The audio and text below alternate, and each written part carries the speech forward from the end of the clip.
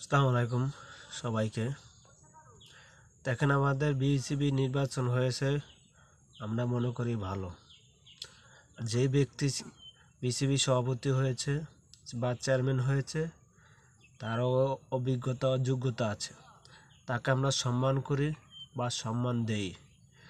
আমাদের ক্রিকেটকে এগিয়ে নেওয়ার জন্য ভালো ব্যক্তি এসেছে, আমাদের মতে সে একজন ভালো মানুষ, তাকে সম্মান করি, সম্মান দেই। এমন তার কাজের সাথে আমরা কাঁধ মিলিয়ে কাজ করি। সে ভালো কাজ করবে এবং যারা তার সাথে থাকবে তারও ভালো কাজ করবে, এটা আমি মনে করি।